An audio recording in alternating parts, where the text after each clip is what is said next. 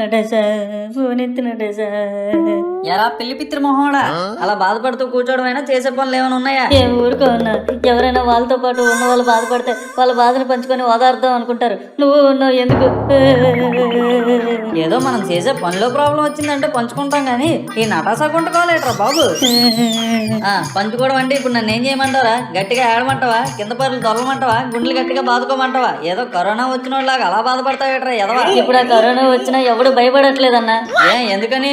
World health organisation వాళ్ళు చెప్పారంట కరోనాకు మందుగా హైడ్రాక్సిక్లోరోక్విన్ పనిచేస్తుందని. ఇండియాలో మలేరియా కేసులు ఎక్కువ కదా, మలేరియా కూడా హైడ్రాక్సిక్లోరోక్విన్ వాడతారంట. అందుకే ఇండియాలో హైడ్రాక్సిక్లోరోక్విన్ ప్రొడక్షన్ ఎక్కువ ఉంది. ఇప్పుడు ప్రపంచ దేశాలన్నింటికి ఇండియా ఎక్స్పోర్ట్ చేస్తుంది. రేపో మాపో మన దగ్గరికి కూడా వస్తారు. నోరు తెరిచి గుప్పటి నోట్లో వేస్తారు. చచ్చి ఊరుకుంటాం దెబ్బకి. అయితే పెళ్ళి అవ్వకుండానే చచ్చిపోతాం అంటావా? దీంతో మోడీకి దేశం అంతా ఫాలోయింగ్ పెరిగిపోయిందన్న. అన్ని దేశాల వాళ్ళు మెచ్చుకుంటున్నారన్న. అందుకే చెప్పాను మోడీకి ఫోన్ చేసి పబ్జీ ఆడుకుందాం రా అని అడుగుతానని. నువ్వే వద్దన్నావు. మనకి పరిస్థితి రావడంలో తప్పు లేదులే అన్న.